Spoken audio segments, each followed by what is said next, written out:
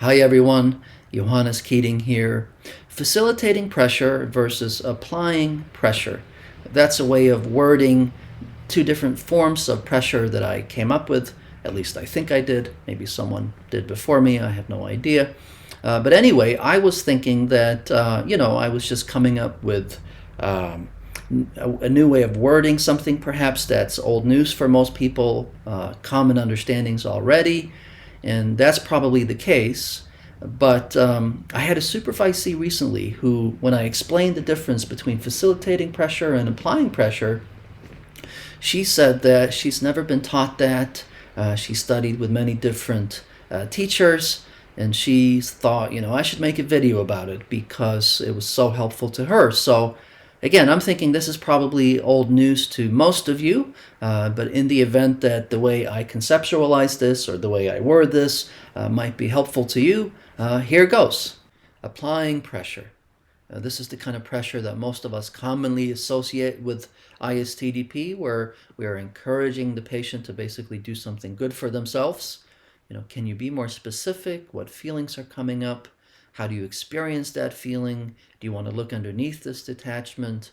What do you want to do with this barrier? What feelings are coming up here towards me, etc. So these are examples of the therapist applying pressure. This involves therapist activity. So here the therapist is actively encouraging the patient to do something positive for themselves.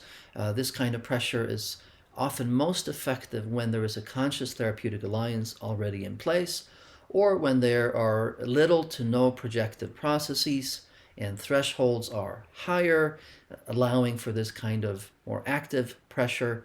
Also, lighter projections with sturdy reality testing usually get cleared up by this kind of pressure. So in this form of pressure, there's a clear invitation and encouragement for the patient to do something different, to change the way they are and that the way they're currently operating. So when this goes well, the patient's feelings and defenses are mobilized, leading to increased internal tension between the conflicting psychodynamics inside the patient. This active form of pressure is generally contraindicated when there are barriers to engagement, an absence of a conscious therapeutic alliance, so the patient's conscious will is not in the driver's seat, there are no clear agreements about the problem or the therapeutic task, combined with a heavy projective and displacement process and or a history fraught with people insisting and demanding that the patient be different than the way they are, that they're not good enough the way they are, but that they need to be different. And when there hasn't been sufficient differentiation work, helping the patient see that the therapist really is different from past figures in the patient's life that have been a negative force in their life. Deeply ingrained compliance and defiance are often contraindications to more intense and active forms of applying pressure, especially when there is a projective foundation for these things, and when applying pressure in this way takes the client over threshold. Facilitating pressure, on the other hand, involves a kind of therapeutic presence, a stance, a way of being that highlights the reality of what's preventing the patient from progressing while not pressuring the patient to be different or do anything differently than they already are.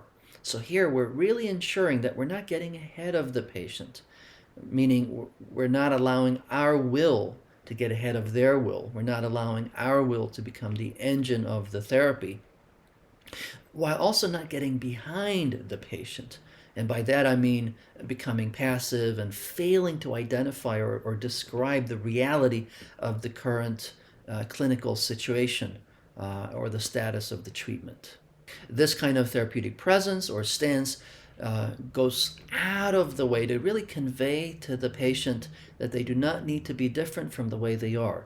So this is also indirectly managing unconscious defiance while simultaneously acknowledging the reality of the therapist's limitations and lack of omnipotence. So here the pressure is facilitated, and the pressure is internal.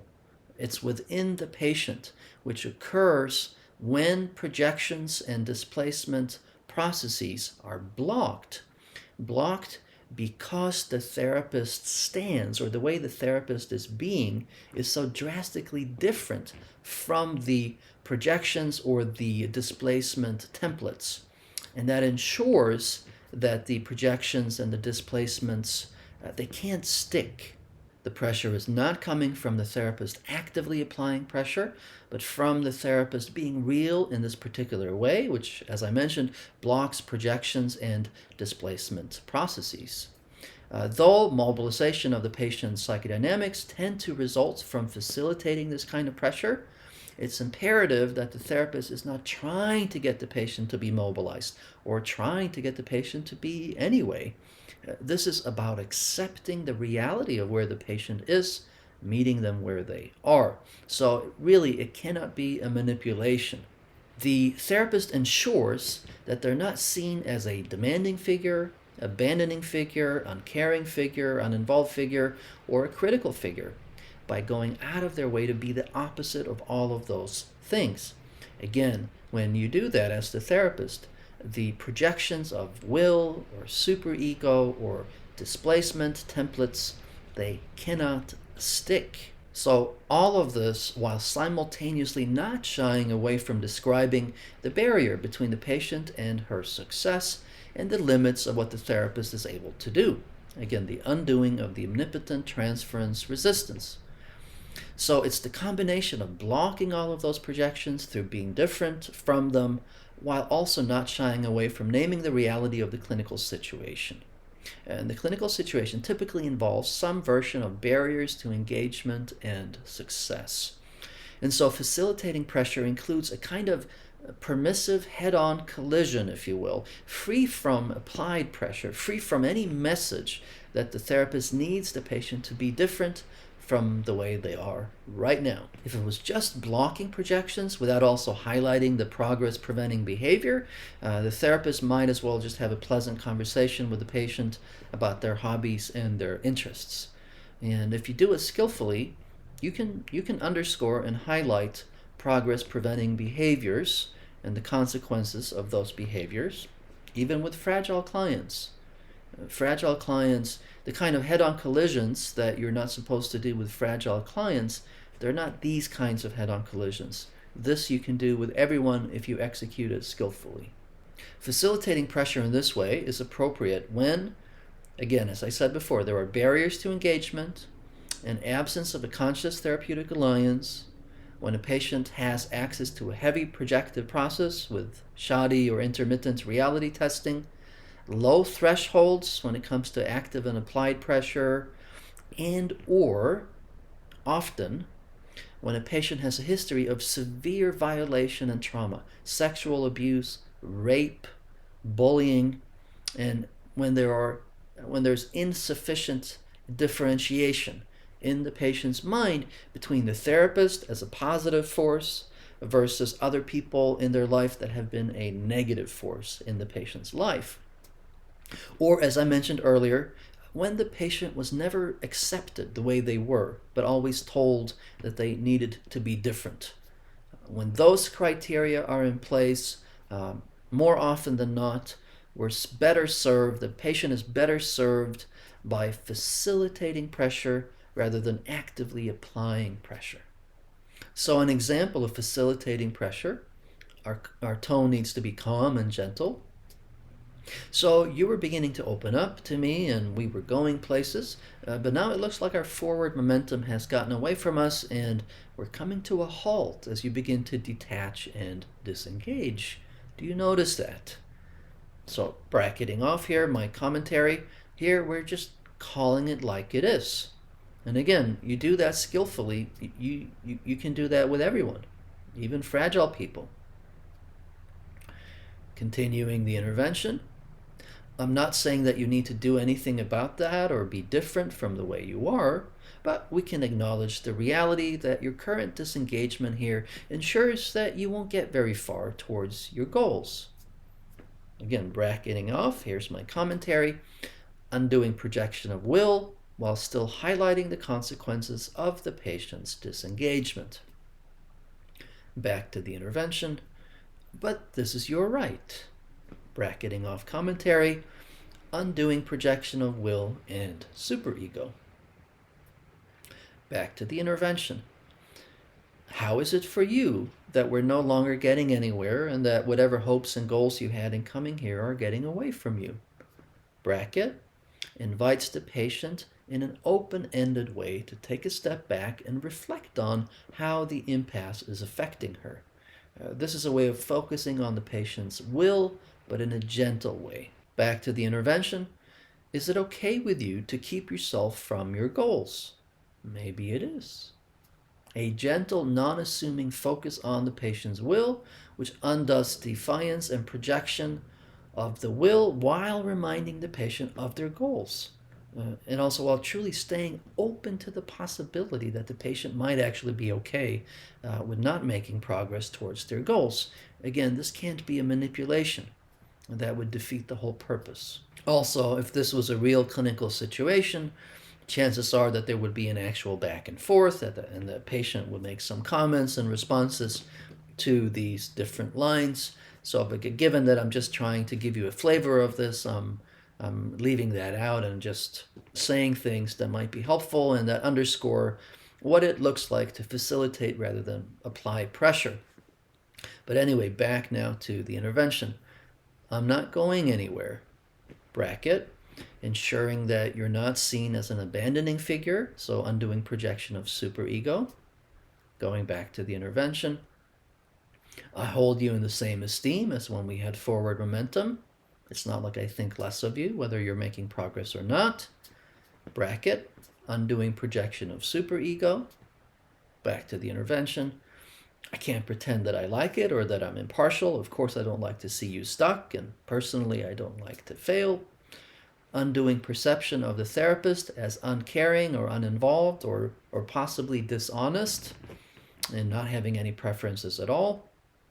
Ironically, when we do this as therapists, at least when I do it, it actually also tends to block projection of will. Back to the intervention, but we're not here to take care of my feelings, are we? So undoing projection of will and superego.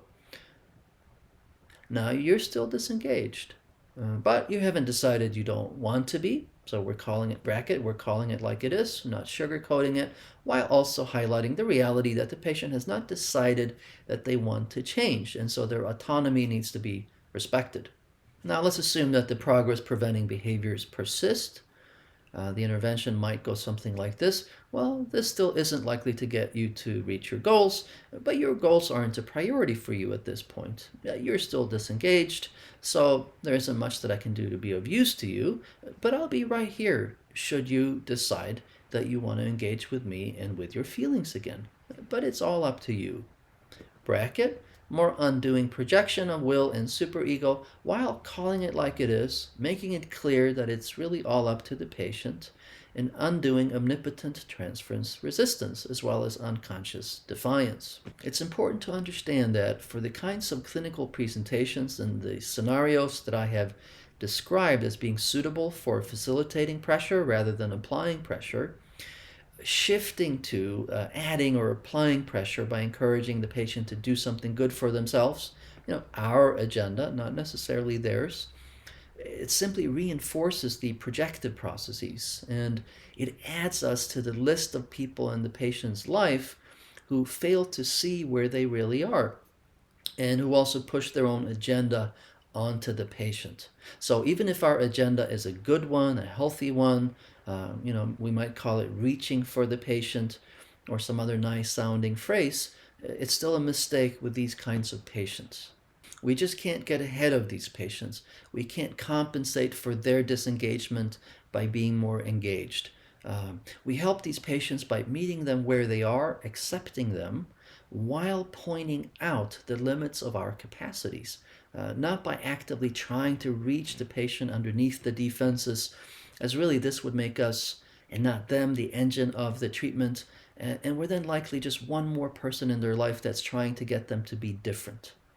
And, we reach them plenty simply by being different from the people in their past that have been a negative force in their lives. Also, there really is ample of inherent internal pressure inside the patient that is created by facilitating rather than applying pressure. So we don't need to worry about patient collapse due to the process of blocking defenses without also applying pressure. The pressure is there. We're simply not actively applying it. It's common for ISTDP therapists to apply pressure when they actually need to be just facilitating it. The opposite mistake happens as well, but it's not quite as common. That will be all for now. Thank you for watching. Till next time, be well.